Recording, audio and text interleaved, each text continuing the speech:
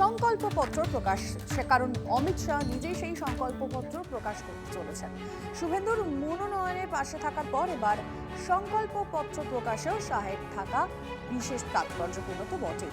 কখন সংকল্পপত্র প্রকাশ পাবে অবশ্যই আমরা একটু ডিটেলে জানার চেষ্টা করি আমাদের প্রতিনিধির কাছ থেকে।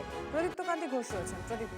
UEN Jaipur is a perfect target for prospective students aspiring for good jobs, good education with future-ready skills.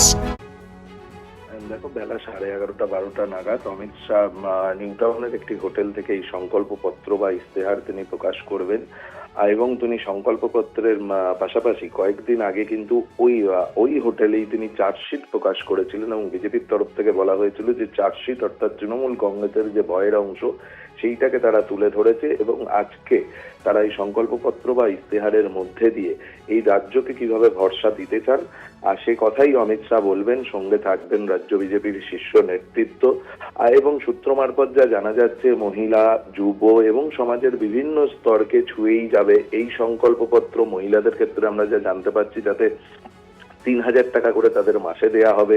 যুব সম্প্রদায়ের ক্ষেত্রেও কিন্তু এই 3,000 টাকার কথাই এখনো পর্যন্ত আমরা জানতে পারছি। এমনকি যুব সম্প্রদায়ের যে ব্যবসার ক্ষেত্রে তাদেরকে 10 লক্ষ টাকা ঋণ দেওয়া হবে এবং 50% ছাড় তারা পাবেন, অর্থাৎ 5 লক্ষ টাকা তারা শোধ করতে পারবেন তেমনটাই জানা যাচ্ছে। এবং গোটা রাজ্যকে তারা পাহাড় থেকে একেবারে সাগর পর্যন্ত সড়ক মারফত যাতে যাতায়াত করা যায় তার বন্দোবস্ত করবেন। বিধান রায় যেভাবে দুর্গাপুর বা সল্টলেকের পত্তন করেছিলেন, কল্যাণীর মতো শহর তৈরি করেছিলেন, ঠিক সেই ধরনের শহর তারা তৈরি করতে চান, সেই প্রতিশ্রুতিও তারা রাখবেন। এমনকি সেনাবাহিনীর ক্ষেত্রেও যাতে বেঙ্গল রেজিমেন্ট তৈরি হয় সে কথাও তাদের সংকল্পপত্রে থাকতে চলেছে। এবং গতকালই আমরা দেখেছি যে নরেন্দ্র মোদী তিনি মৎস্যজীবীদের কথা বলেছেন, এক্ষেত্রেও সংকল্পপত্রে মৎস্যজীবীদের বিশেষ প্রকল্প দেয়া হবে সেই কথাও তারা বলবেন। গভীর সমুদ্র বন্দরের কথা তারা বলছেন এবং পাশাপাশি গোটা রাজ্যে প্রত্যেকটি জেলায় কর্মক্ষেত্রে যারা রয়েছেন সেই মহিলাদের জন্য হস্টেলও তারা করবেন। অর্থাৎ যুব, মহিলা এবং সমাজের বিভিন্ন স্তরকে ছুঁয়ে গিয়েই আজকের সংকল্পপত্র তৈরি করেছে বিজেপি। ধন্যবাদ। बंगाल चुनाव में 15 दिन तक मैं बंगाल में ही रहने वाला हूं। आप सभी के साथ बातचीत करने का बहुत मौका मिलने वाला है। हमारे चारों प्रत्याशियों के नामांकन के लिए और विशेषकर शुभेंदु अधिकारी के नामांकन के लिए मैं आया हूं। चुनाव के पहले ही करीब करीब समग्र बंगाल का मेरा दौरा हुआ है।